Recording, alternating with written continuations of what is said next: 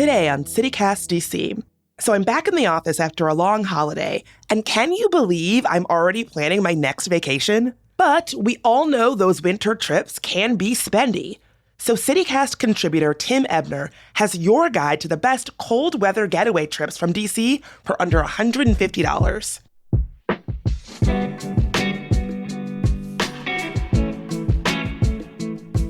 Today's Tuesday, January 6th. I'm Bridget Todd, and here's what DC is talking about.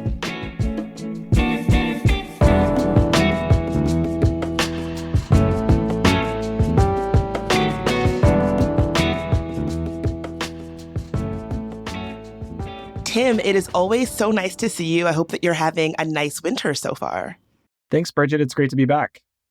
So one thing about wintertime is that a lot of folks, myself included, really are kind of angling to get out of town, maybe check out another city, go on a short trip.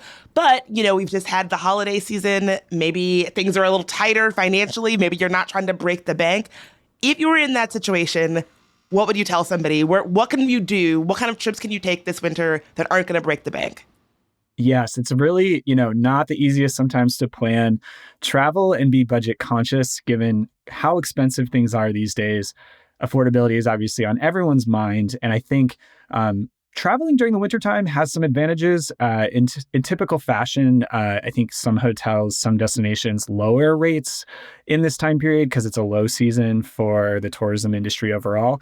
And one of the places I like to tell people to travel to in the wintertime, while not seasonal or, weather friendly, the Northeast Corridor is a great destination, primarily because this is the off season for travel when it comes to the major cities. So New York City, one of the most expensive cities probably on planet Earth, is actually a cold, hard bargain in January and February. And so I myself will be traveling to New York at this time. I think New York typically gets an influx of travelers over the holiday season, which we just had. And now, as we're coming off of that, it really is the lowest season for hotels in that city. So I will definitely be traveling there. And one of the reasons why is New York City actually has a hotel week, which is deceiving because it's not a week-long savings. It's actually a month-long savings from January 2nd all the way through February 12th. So more than a month, in fact. But these are when the hotels in New York across the board, the major brands like Hyatt, Hilton, Marriott, lower their rates by 25% on list price. And I did a quick scan online, and you can do that as well if you visit the website nyctourism.com. I found dozens of hotel rooms that are below $150 a night, which is the budget we're trying to stick to here. Wow. Yeah, I know. So while not, New York never cheap, you can still get up to New York and stay overnight for about $150 a night, which is kind of unheard of given that typically those hotel rates are average around $400, $500 a night if it's peak tourism season. And, New York can be a deal. Like there's the $2 slices, $3 slices of pizza. I love my Gray's Papaya hot dogs, which you can get for a couple bucks. So there's definitely a way to do New York City on the cheap where you don't have to spend as much money. Yeah, people think of New York as an expensive city, which it is, but I lived there for a bit, and if you know where to go, you can find the deals. Do you go every wintertime? This is typically, yes, the time I will travel there. And, I am going for two different reasons this year. First is New York City Winter Restaurant Week, which also coincides with the New York City hotel promo deals. Restaurant Week up there, kind of like DC City's Restaurant Week. It runs from January 20th through February 12th. There are dozens and dozens of restaurants that will participate citywide, and they offer these price fix menus at $30, $45, and $60. So if you're thinking about it, you can really eat at some of the world-class restaurants in that city on quite a steep discount. And the restaurant that I'm most excited to check out when I get up there, it's a chef who I've known for some time. His name is Ed Tinoco. He's Mexican, but also born and raised on Long Island. He recently opened up a new American bistro in the Flatiron District, and it's called Danny's. It kind of has the look and feel of, if you've ever been to EB's, that new bar in Shaw yet. Sure. Yeah, it has this like nostalgic childhood flavor to it. With, your martinis, but also jamon and cheese hot pockets and red hot deviled eggs. So it has sort of these really cool childhood nostalgic things built into it. There's also a mouthwatering smash burger that I will definitely be ordering. But again, like it's swanky where you can order a cocktail, sit in this like Art Deco themed restaurant and really enjoy yourself with a drink or two. Ugh, I live for a smash burger. Once you get up there, what are you doing for fun when you're in New York in the winter? Yeah, there's a couple other reasons why you need to get up to New York in the next few months. The second reason I'm going is for Broadway. I love Broadway shows and musicals. The Broadway week in winter is also the same time period. So that runs from January 20th to February 12th. And the great thing is every ticket you purchase is actually 50% off the list price. So that's an incredible savings. And, once the program is live and you can go online again to nyctourism.com to see the full roster of shows, they typically release those about a week or two before Broadway week runs. You'll be able to purchase those tickets. And, those include the classics like Wicked, Lion King, Chicago, but also new plays that have come out recently like Hadestown 6 or Harry Potter and the Cursed Child. So that's definitely something I'll be doing when I go visit New York this winter. Okay, someone out there is listening and they're thinking, Tim, I don't want to go to New York further north in the wintertime. The cold weather and the slush is going to be the worst. What do you say to somebody like that? And, valid points. Even in New York, there are places where you can get away and have some warmth and seasonal comfort. The other thing and the other reason why I think it's important to visit New York in the wintertime is that it's what they call must-see week. They have a lot of free 2-for-1 entries on dozens of museums, monuments, but also things like Brooklyn Botanical Garden, where it's climate controlled and very beautiful and tropical inside. So there are some other reasons why you should get up there. I think primarily I never find New York to be a cheap city. And this is the one time of year where I will highly recommend visitors to give it a go. There's a lot of indoor activities there that you can do without having to step outside. I totally am aligned with you. I hate winter time in the cold, but I also think it's the season to, have that chillier weather. And if you're looking for a deal, it's definitely the time of year where you should consider New York on your travel bucket list. Yes, just get a good pair of boots, get a good hat, get a good pair of gloves, a good coat, experience it because it'll be a good deal. And I'll say too, one of the things I love about New York is it's convenient to DC. Obviously, if you take the train, you get right into the heart of New York City at 34th Street. I typically book a hotel that is right next to Moynihan Station, so I don't have to walk on, block on block on block, trudging my suitcase through the snow or hopping on the subway and doing a transfer to get to my place of stay overnight. So my favorite hotel actually in New York that I always typically stay at is the Kimpton Aventi, and it's literally 1 block's distance from Moynihan Station. I get to stay there. It's just like a lovely hotel from start to finish. And truly, you walk out the door and get back on the train to go back to DC. So you try to make it as easy as possible, I think, when you go to New York. And that's one of the hacks that I would recommend to listeners as well. That's actually a great tip. I've obviously made that trip many, many, many times in my life. And even still, there's something about it where if you don't plan it right, that first moment when you get off the train and you've got your stuff and maybe the weather's bad, it's very disorienting. So I feel like that can be make or break. You think it's not going to be that bad, but then next thing you know, you're looking for the subway. You've got your suitcase. It's wet. There's people talking to you. It's like a lot. Making it easy on yourself is a great way to save the rest of your trip because, that first moment when you're out of the station and out on the street of New York can be a little much. Totally. With New York, always try to keep it simple. But this time of year, you can keep it cheap as well.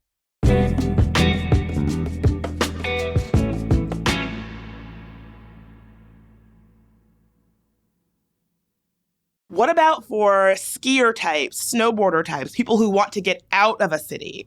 What do you got? So I just said I don't like winter, except I love winter when I am on skis. I grew up skiing. It's one of my favorite activities during this time of year.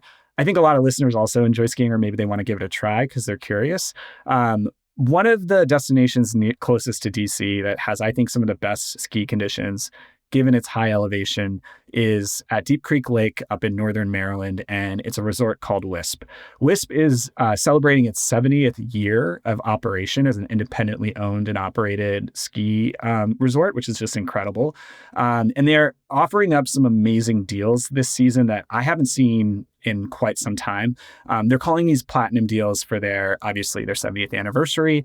But that includes lift tickets that start at $19.55, obviously 1955 when they were founded. $70 learn to ski and rental packages, so that's under $100. And then the hotel stay, it's slightly above our budget of $150 a night. It's $169 per night. But if you factor in like you and a friend or you and a significant other go up there for the weekend, book an overnight at that hotel and do the ski package, that's still about $300, so $150 per person.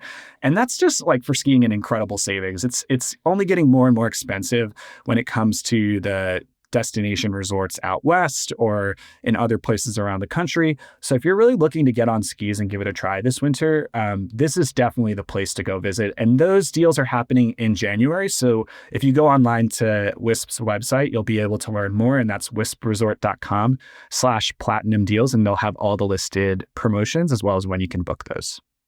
So take this for what it's worth, because I'm not a skier, but I actually do. I spent many, many, many winters in Deep Creek. I've been to Wisp. I've taken a snowboarding lesson at Wisp. It didn't really take, but that was not the fault of the instructor. They were great. It is a fun place. And, you know, I have a lot of people in my life who are serious skiers and snowboarders. I want to be clear that it's not Aspen, right? It's not West Coast skiing, you know, but I think it's pretty good for what we've got right here on the East Coast in a place that's not terribly far away from DC. Definitely. And because of those higher elevations, you're typically getting better snow conditions than what we see in the rest of the Mid-Atlantic region.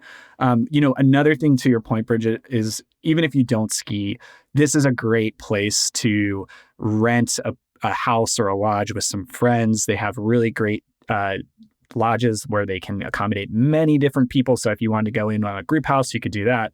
But if you're not a skier, they have things like a mountain roller coaster, which is just fun. You can go to the top of the mountain and then go down on this roller coaster ride. They also have incredible eating and drinking.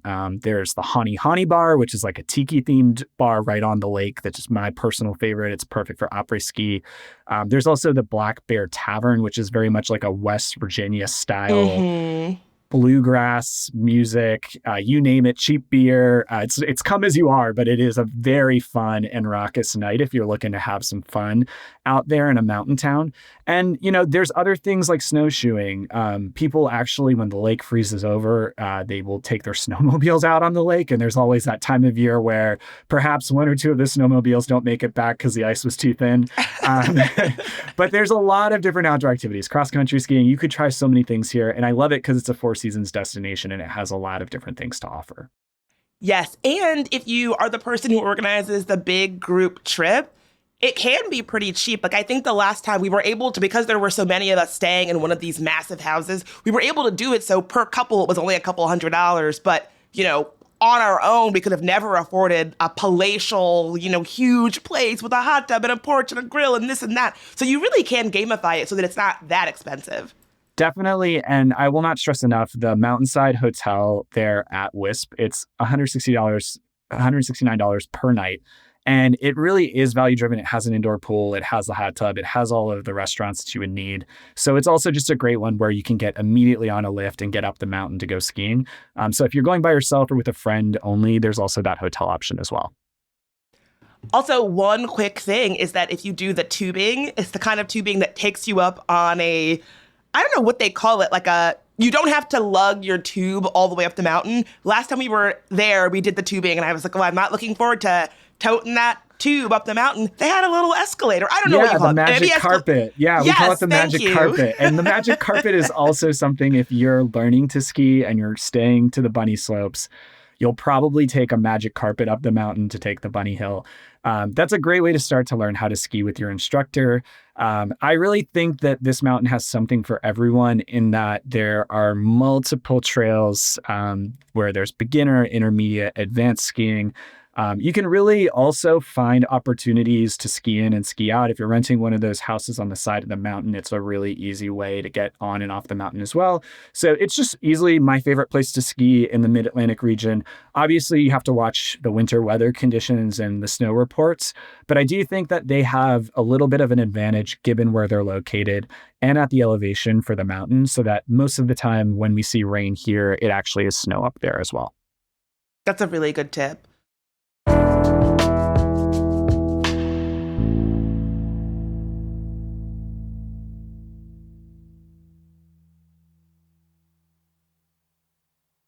Okay, so what about for somebody that doesn't necessarily have time for a full weekend away, but still wants to get out of town? Yeah. And, Bridget, you mentioned snow tubing. I love snow tubing. It's really fun. It's something almost anyone can do at any age.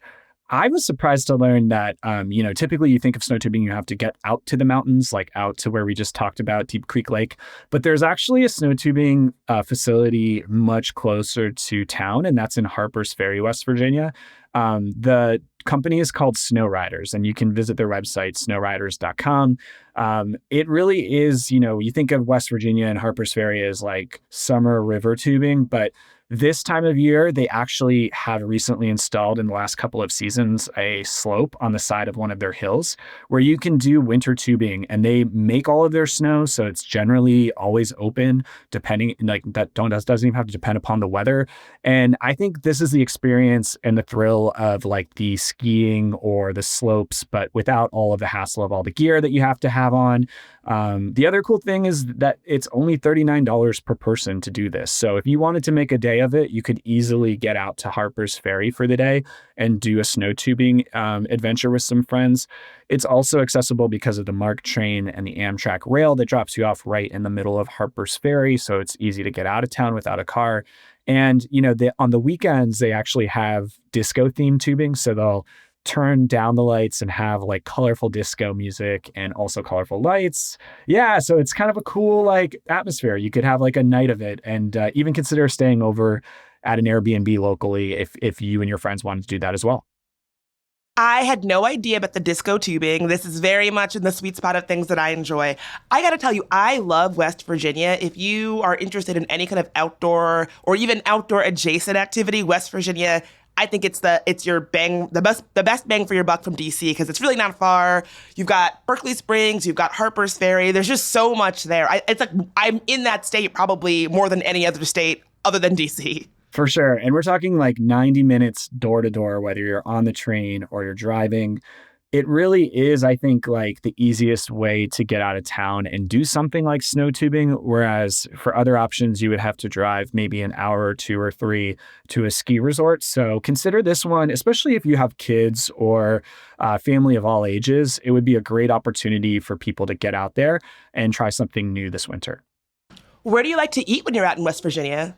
So West Virginia also has dozens of great places to eat. Harpers Ferry specifically. What's so cool about Harpers Ferry is the main street of the town really is filled with coffee shops, local restaurants that serve things like pepperoni rolls, which are really cool regional food that you can really only find in West Virginia. It's those like calzones essentially stuffed with cheese and really great pepperoni and some marinara sauce. So there's some like local foods you could try in West Virginia. There's also just like the biscuits and gravy dishes that are hearty and filling. So I think generally if you're getting to West Virginia and you're going to Harpers Ferry, you should also build in time to dine around in the town and then possibly even, a winter hike. It would be really fun because there's so many trailheads nearby the destination that you could easily turn it into a day trip where you also went hiking in the winter time period. Yes. The food there, I feel like I eat very well. And I think the prices are a little better than they are here in DC. So I always feel like I can kind of splurge a little bit. Also, there's just really nice places to stay. I feel like it's a very picturesque part of the state, Harpers Ferry. It definitely is. And I think, like you said, West Virginia, wild and wonderful. It's a great destination any time of year. Obviously, in the winter months, it's going to be a little bit colder. So bring your parka, bring your wool socks, your waterproof boots. But I think like it's just a great opportunity to embrace the winter season, especially when you're immersed in nature. And I think that West Virginia delivers that way more than anywhere around the rest of our region. Tim, I understand that you, like little baby Tim, learned how to ski at Wisp in Deep Yes. Creek Lake. What was that like? What was that? So walk me through that experience for little Tim. Yeah, I think one of the things about skiing here locally is you actually become a much better skier overall, generally because the conditions are pretty horrible. Like we're dealing with ice and slush most of the time here in the mid-Atlantic. So growing up learning to ski, I just, with my family, it was one of these things where I did do the ski lesson. I did spend some time with an instructor, but also part of the fun is like taking a few spills, taking a few, challenging hills down the mountain. But the conditions here, because of, some of the varying degrees of temperatures we have, it actually will end up making you a much better skier. And I love WISP too, because they have different styles of instruction, whether you're just learning how to ski and you're on the bunny hill, or you're more of an intermediate advanced skier and you want to take a lesson with some other people who have skied before. They offer all of those options. And ski school is really just usually like a half-day experience where you go in the morning, you get some technical training and just some definite improvements on your form. But then in the afternoon, you can spend it skiing with your friends. And yeah, you're going to take a few spills. Just make sure your bindings are set loose so the skis pop off. We don't want to get injured or tear any ACLs. But I do think it's an awesome opportunity.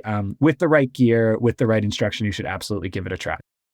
Well, Tim, I will see you on probably the Black Diamond slope. I'll be on the Bunny Hill, so I'll see you on the Black Diamond from the Bunny Hill where I will be. Yeah, I will be skiing down. I think it's called the Face, which is like a black or a double black. So yeah, that'll be me.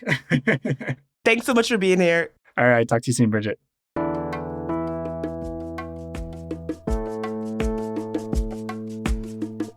That is all for today here on CityCast DC. And a huge thank you to our newest CityCast DC neighbors. That's Sarah P., Katie C., Mary N., Megan H., Sherilyn G., Lisa S., Tanya Y., Cynthia M., and Lisa S. joined to support DC-specific reporting. Thank you so much. We really appreciate it. And if you want to be a member, go to membership.citycast.fm. And if you enjoyed today's show, why not tell a friend, rate the show, leave us a review, and subscribe to our morning newsletter.